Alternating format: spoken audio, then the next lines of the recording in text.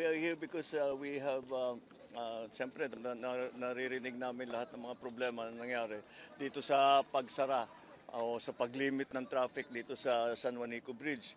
At kaya nakausap na namin yung mga driver ng mga ibang truck. Ang ginagawa namin ay ang kapalit itong Roro na ganito. Ito pang 30 na truck. May dadating na pang 40 trucks, meron pang 50 trucks. Tapos itong rampang ito, dodoblehin natin, lalagay pa tayo doon ng isa pa para double, mga 500 trucks a day. Tapos mag-umpisa na tayo ng night navigation. Ibig sabihin, kahit gabi, pwedeng tumawid. So that's our way of trying to mitigate the problem.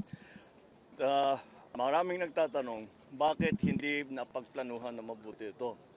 The reason is, ang talagang nangyari dyan, meron kaming rehabilitation plan para sa San Juanico.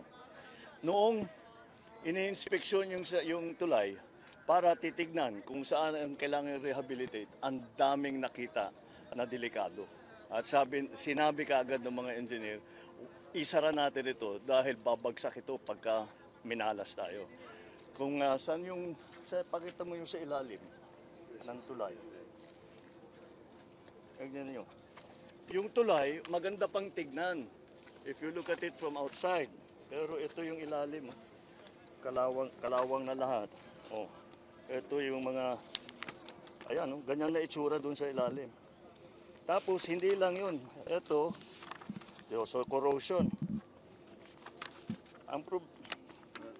This is the third span. Yung sa ilalim. Ito yung bumibigay na. Saan yung sa ito. Buckling of the bottom na. Bumibigay na yung mga troso. Kaya nung nag-inspeksyon ng DPWH para nga sa rehabilitation, nila delikado na itong tulay na ito. Hindi namin akalain na ganito kasama. Dahil siguro hindi namin malaman, hindi ginawa ng mabuti ang maintenance ng tulay. Dapat yan every 3 years binabalik-balikan. Tinatanong ko sa mga lokal, sa ating mga kababayan, kung talagang nagagawa ba noon yung every 3 years. Mukhang hindi. Kaya nagkaganito. Kaya ang inabot namin talagang sira-sira na. Kaya napilitan kami isara. Kaya biglaan. Ngayon na alam natin ang problema, lahat ng maaaring gawin, kagaya na itong mga barko, mga roro, tapos meron kami mga iniisip na baka yung traffic sa San Juanico, basta papalitan natin yung mga sistema para mas mabilis. Nakausap namin yung isang driver ng truck. Ang reklamo naman nila, ang dala nila, gulay. Nag-aantay sila rito 3-4 na araw. Siyempre, hindi naman refrigerated van yan. Kaya wala, nasisira yung kanilang produkto. Kaya yun, gagawa kami ng sistema para mauna yung mga perishable goods. Those are the mitigating factors that we are trying to undertake para naman kahit papano. Tacloban is such a center of commerce. Ang daming naapektuhan dahil dito.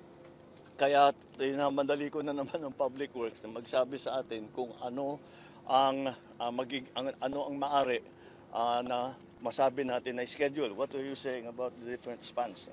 Mr. President, I think we will be able to increase gradually yung load limits until before December, gradually kukumpunihin na natin yung mga 3-tonner na segments and then increase it to 4 tons, 5 tons, and then eventually matapos namin before December, magkakaroon na tayo ng about 12 tons load limit. So pwede na po yung mga bus, pwede na rin yung mga mini trucks na pwede na kumakarga ng mga perishable goods and everything para dito na sila dadaan. Yung full completion po kailan?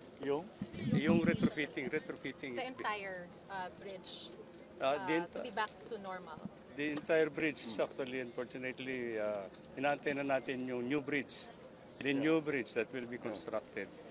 the new Well, bridge? we will work on this, and as I said, the sections. It will be a gradual process. Depends on the traffic. But kaya in 1 year? Kaya, Mr. President. Oh, yeah. Narinig nyo na yung ni Sec Manny. Mr. President, meron po bang mananagot dun sa hindi 3 months, every 3 months na i-inspect? Kayo mga journalists, hanapin ninyo. Sige ba yung investigative journal? Wala pa kami nun eh. Kaya So it was prior. It was prior to your we will, administration. of course, hindi namin gagawin yun.